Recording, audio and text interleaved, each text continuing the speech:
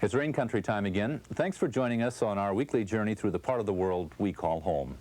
I'm Scott Foster, and this week we take a homey look, beginning with someone who provides assistance to people who don't always have a home that was house to 7 chiefs, and ways to brighten up your home. So let's begin. There are an estimated 3 million homeless people in the United States. For those who want to offer assistance, that's a pretty big problem to try to get a handle on. A more practical way is to try to help those in one community, like Juneau, where there are 200 to 300 homeless. Bill Numa likens that to a slogan from the activist days in the 1960s. Think globally, act locally. Bill Numa is the director of the Glory Hole in Juneau. You know, people come here because they can't make it on their own. You know, they're overcome by cold, they're overcome by hunger, and they have to come in. Hopefully it's a home to people in that these are people that have no home. It's not a place that they'll stay permanently. We serve meals twice a day. We provide temporary shelter. We do advocacy and hospitality. This is the last stop down, and you can't get any further down than the Glory Hole. And when you get here, hopefully it's nice, and that you know you're not criticized for being down. But people come from everywhere. You know, we have professionals, people who were professionals, people who were laborers, people who were fishermen. But there are our neighbors. Bill Numa grew up in Washington, D.C., a place he calls a very poor city, despite the glitter associated with high politics. His parents were career bureaucrats. When it came time for college, Numa chose a school for a reason most high school graduates wouldn't. I went to college in Ohio because I wanted to get out of that very liberal climate. You know, I was steeped in it, and I appreciated it, and I felt very comfortable in it.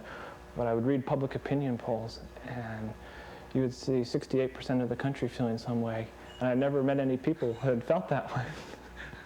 And I wanted to meet people like that, you know, the real Americans. Numa studied history in college, and in light of his current job running the Glory Hole, recently wrote a letter to his alumni association telling them he was just another history major on Skid Road. His brief experience in graduate school illustrated his beliefs and attitudes that continue today. I had a short sojourn in graduate school in public administration, urban planning, and I really got turned off on it because we were learning how to use formulas to classify people and decide their fate, really, whether they would fit into public housing or whether they are eligible for certain types of assistance. And we made these determinations on mathematical formulas, and it seemed very inhumane to me. And I rebelled against that. And so I dropped out of graduate school in the first semester and joined the Mennonite Voluntary Service and did voluntary work in the Portland, Oregon Skid Road. And I was doing the same type of work that I was being trained to do in graduate school, but I wasn't fitting anyone into a formula. I was dealing with people as human beings. From the soup kitchen in Portland to fishing in Homer with his new wife. Then, an ad in an Anchorage paper caught his attention. He applied for and was hired as director of the Glory Hole in Juneau. I'd say maybe 25% of the people we see over and over again. A fraction of that 25% are the real chronic, hardcore street people, the type of people that we tend to stereotype as being people on Skid Road. But they really make up a very small fraction of the people that we see. We see mostly people who want to work, people who are used to working, people who are very frustrated, very discouraged, and needing some hope, some encouragement. They're success stories, and they're failures. You don't want to take too much pride in your success stories because then you lose your energy. And I don't really like to share them too much, just because it's easy to rest on them and think, oh gosh, we're doing such a great job, when really we don't do very much. The people do it themselves. And so I shy away from retelling those things. I wouldn't really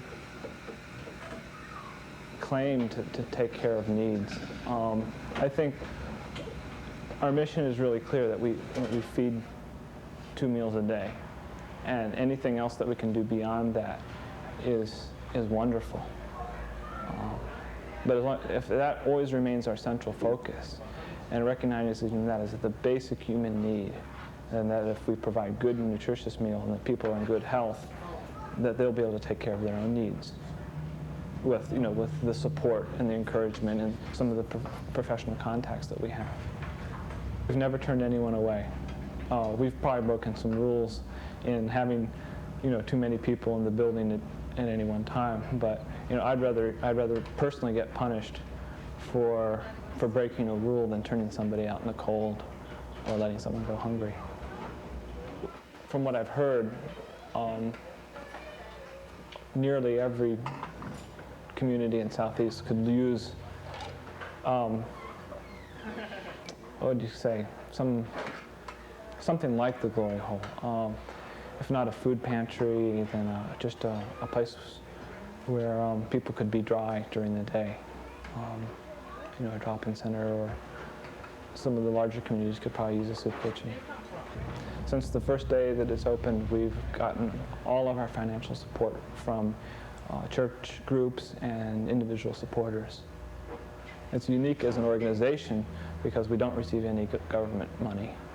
It's people who are friends of the Glory Hole, who have driven by the place every day and know that we're feeding hungry people, and by gosh, every month we get a check for $10, and it kind of dribbles in. It gives the bookkeeper headaches to no end, but every month the money comes in, and so we just know that we do have a base of support.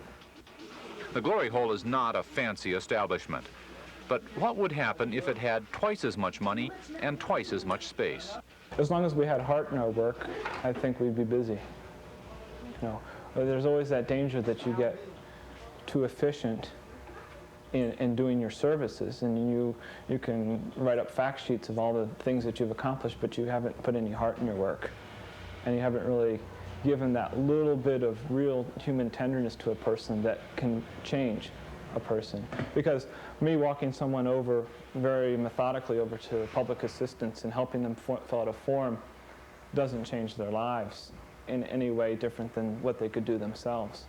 But giving someone some encouragement and some real reason for hope might stimulate something inside them which will really just turn their lives around.